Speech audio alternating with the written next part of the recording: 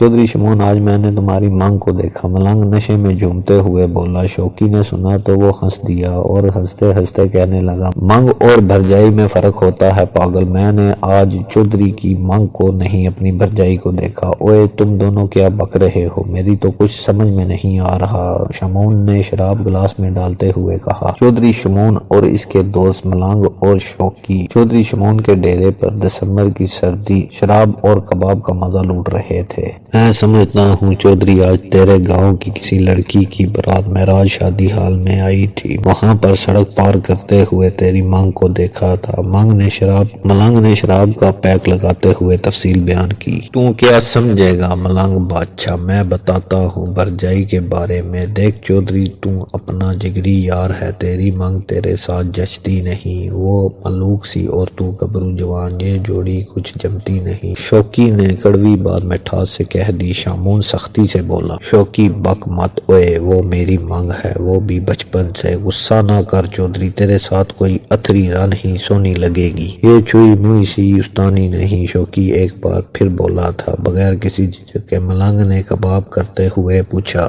ना तू ये बता वो अथरी रन आएगी कहाँ से? कल की आ चुकी, मियाँ चन्नू से। शौकी कमीनी मुस्कुराहट के साथ बोला। शमून और मलंग के कान खड़े हो गए शौकी की बात सुनकर। शौकी सीधी बात कर, शमून ने सुर्ख आंखों के साथ शौकी की तरफ देखकर कहा। ऐ होई ना बात तेरी आंखों की लाली, तेरा गुस्सा मेरे बादशाह, बताता हूँ ठंड रात। साथ वाले गांव का मेहर सईद है ना, इसकी बहन है, सिंध नानके रहती थी, कल ही आई है। बड़ी अथरी है भाई। शौकी की बात सुनकर मलंग और शमून ने एक दूसरे की तरफ देखा। सच्ची बात है चौधरी शमून, मैंने तो कल ही इसे भरजाई मान लिया था। शौकी तेरे वैसे ही 12 बज गए हैं, मलंग ने कहा। क्या है शमाइला, आधी रात हो गई है, अब सोने दो, सतारा ने बेजारी से जवाब दिया। 12 ही तो बजे हैं, शमाइला बोली। टाइम मत बताओ, काम बताओ, सतारा ने अंगड़ाई लेते हुए कहा। मैंने इसे ढूंढ लिया है, शमाइला ने अपनी कामयाबी सुनाई। किसको? सतारा आंखें मलती हुई बैठ गई और अपनी छोटी बहनों की तरफ देखा जो सब सो रही थी। मुजम्मल बेग को। और किसको? शमाइला धीमी आवाज में बोल रही थी। इसका बस चलता तो वो चीख चीख कर बताती। मुजम्मल बेग को ढूंढ लिया, सतारा ने खुद कलामी की। हाँ, और इसे फ्रेंड रिक्वेस्ट भी भेज दी है, मुझे इससे वाकई मोहब्बत हो गई है। शमाइला ने लगे हाथ अपने दिल का हाल भी सुना दिया। ये किसने बताया? सतारा ने सर्द लहजे में पूछा। मुझे नींद जो नहीं आ रही, मोहब्बत में सबसे पहले नींद ही उड़ती है। शमाइला ने सबूत देने की कोशिश की। तुम्हारी नींद का इलाज है मेरे पास। वो क्या? शमाइला ने जल्दी से पूछा। तुम अपनी मैट्रिक की किताबें निकालो, इनमें से कोई एक खोलो, फौरन नींद आ जाएगी। सतारा ने गुस्से से मोबाइल बंद कर दिया, फिर इर्द गिर्द देखा, सब सो रहे थे। इसने लेटते हुए खुद कलामी की। अम्मी सही कहती हैं, सतारा बेवकूफ सहेली से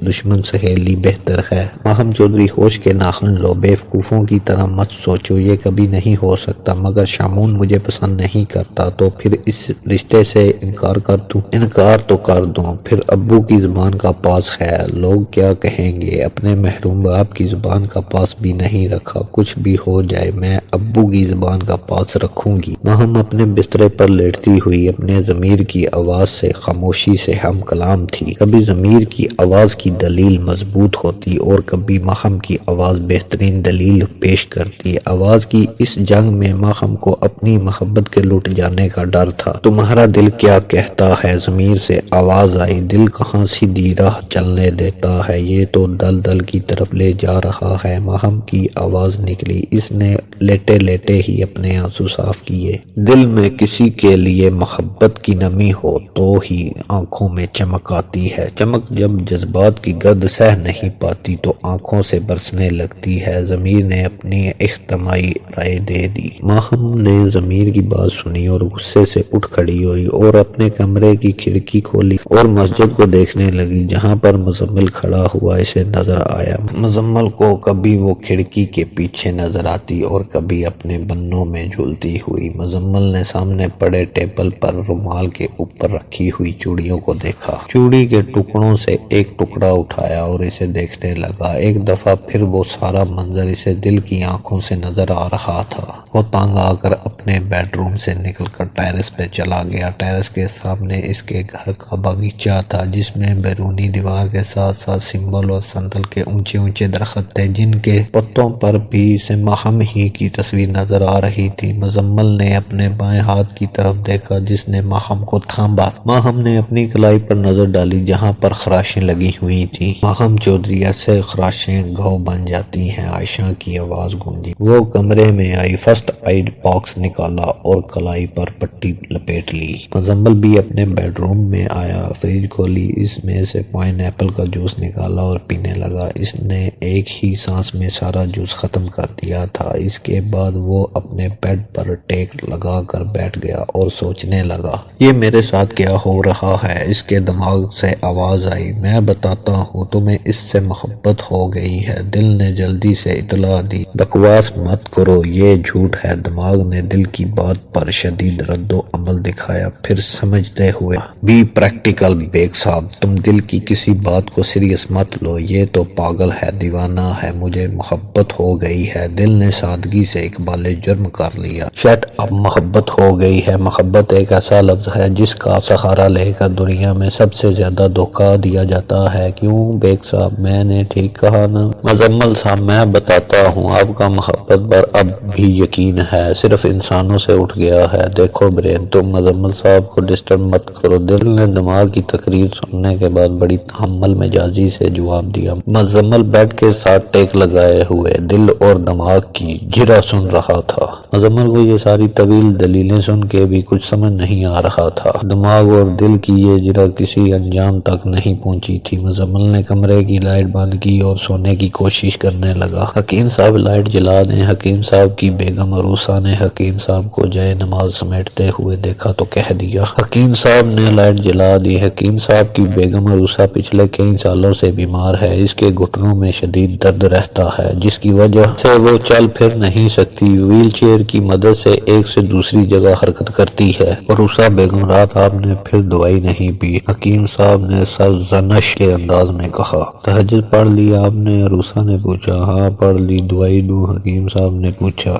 خالی پیٹ دوائی پی لوں؟ عروسہ نے بیزاری سے کہا۔ یہ خالی پیٹ ہی پینی تھی۔ حکیم صاحب نے دیسی دوائی کی شیشی پکڑی اور ایک چمچ عروسہ کو پلا دی۔ ہائے بڑی کڑوی ہے، عروسہ نے بچوں کی طرح منہ بناتے ہوئے ناپسندیدگی کا اظہار کیا۔ عروسہ بیگم، سچائی اور دوائی بھلے ہی کڑوی ہو، فائدہ ضرور پہنچاتی ہے۔ حکیم صاحب آپ کی باتیں بھی حکیموں والی ہیں، پہلے تو آپ کچھ اور کہتے تھے۔ حکیم صاحب نے عروسہ سے نظریں چار کرتے ہوئے الفت سے کہا۔ آپ بھی نہ سنا ہے، مزمل بیگ برات کے ساتھ آیا تھا، آپ کو جانتا ہے وہ؟ اس کی باتوں سے تو نہیں لگا کہ وہ مجھے جانتا ہے، حکیم صاحب نے سوچتے ہوئے بتایا۔ ملاقات ہوئی تھی کیا؟ عروسہ نے تجسم سے پوچھا۔ برات کے چند افرادوں میں سے ایک وہ تھا، شادی کے گواہوں میں بھی اس کا نام شامل ہے، مسجد میں بھی نماز پڑھ کر گیا ہے، اسے پتہ لگ گیا تو کیا سوچے گا؟ عروسہ نے فکر مندی سے کہا۔ جو عائشہ سمجھتی ہے وہ لڑکی ہو کر خود کو سنبھال سکتی ہے، یہ تو پھر لڑکا ہے۔ عائشہ کی بات کچھ اور ہے۔ آپ بھی کمال کرتی ہیں عروسہ بیگم، مجھ سے پوچھیں تو عائشہ کا غم بہت بڑا ہے، مزمل بیگ سے کہیں زیادہ۔ اور آپ کا غم؟ عروسہ نے حکیم صاحب کی طرف دیکھتے ہوئے پوچھا۔ حکیم صاحب نے ایک لمحے کے لیے عروسہ سے آنکھیں ملائیں، پھر چارپائی سے اٹھتے ہوئے بولے، فجر کی اذان کا وقت ہو گیا ہے، میں مسجد جا رہا ہوں۔ مونا اب اٹھ بھی جاؤ، اذان تو کب کی ہو چکی، ایک تم ہو اور ایک ہم ہیں، اسے کبھی اٹھنا نہیں پڑا اور تم کبھی اٹھی نہیں۔ مریم بی بی نے قرآن پاک سے نظریں اٹھاتے ہوئے کہا، پھر قرآن پڑھنے میں مصروف ہو گئی۔ مونا اب تک سوئی ہوئی ہے، اٹھو مونا۔ ماہم نے پیار سے مونا کا کمبل اٹھایا اور اس کی پیشانی چومی۔ آپی میں اسی لیے نہیں اٹھتی، آپ آؤ اور میری پیشانی چومو، مونا نے آنکھیں کھولتے ہوئے کہا۔ چلو جلدی سے نماز ادا کر لو۔ ماہم نے قرآن پاک الماری سے اٹھایا اور تلاوت کرنے لگی۔ چودھری شمشاد احمد اور ہیڈ ماسٹر محمود احمد دو ہی بھائی تھے، وہ دونوں اور ان کا ڈرائیور چند سال پہلے منڈی بہاولدین ایک کام سے گئے تھے۔ واپسی پر کار کا ایکسیڈنٹ ہو گیا، ڈرائیور اور ماسٹر صاحب موقع پر ہی جان کی بازی ہار گئے۔ چودھری شمشاد پچھلی سیٹ پر تھا، اس حادثے میں اس کی دونوں ٹانگیں ضائع ہو گئیں۔ ہیڈ ماسٹر محمود احمد کی دو بیٹیاں ہیں، بڑی ماہم چودھری اور چھوٹی مونا چودھری۔ ماہم نے MA کرنے کے بعد لڑکیوں کے لیے ہائی اسکول بنانے کا ارادہ ظاہر کیا۔ ماسٹر صاحب نے خوشی خوشی خوشی اپنی بیٹی کی بات مان لی۔ چودھری شمشید احمد اور ہیڈ ماسٹر محمود صاحب کی مشترکہ زمین 20 مربع تھی، جن کی دیکھ بھال چودھری شمشید کے ذمہ تھی۔ ماسٹر صاحب نے کبھی اپنے بڑے بھائی کے معاملات میں دخل نہیں دیا تھا۔ وہ جو کچھ زمینوں کی آمدن سے دیتے ماسٹر صاحب خاموشی سے رکھ لیتے۔ دونوں بھائیوں کی حویلیاں معراج کے گاؤں میں ہی تھی۔ ماہم کی خواہش تھی کہ معراج کے گاؤں سے 4 کلومیٹر دور مین جی ٹی روڈ پر وہاں پر ایک ہائی اسکول بنایا جائے اور اس کی پچھلی طرف اپنا گھر۔ جی ٹی روڈ کے ساتھ ساتھ کافی سارا رقبہ ماسٹر محمود کا ہی تھا، اس لیے اس ارادے کو عملی جامہ پہنانے کے لیے کوئی خاص مشکل پیش نہیں آئی۔ ہائی اسکول اور گھر ماہم کی مرضی کے عین مطابق تعمیر ہوا۔ ماہم کے اسکول کو شروع ہوئے 2 سال ہی گزرے تھے کہ ماسٹر محمود ایکسیڈنٹ میں جاں بحق ہو گئے۔ ماسٹر محمود کی دونوں بیٹیاں اپنے باپ کی طرح پڑھنے میں لائق تھیں، اس کے برعکس چودھری شمشید کے دونوں بچے پڑھنے میں انتہائی نالائق ثابت ہوئے۔ جمون نے 7ویں کلاس میں ہی اسکول چھوڑ دیا تھا۔ شمیلہ 4 بار میٹرک کا امتحان دینے کے باوجود ناکام ہی رہی۔ اس کے مقابلے میں اس کی سہیلی ستارہ بھی ایم اے کرنے کے بعد ماہم کے اسکول میں ٹیچر کی نوکری کر رہی تھی۔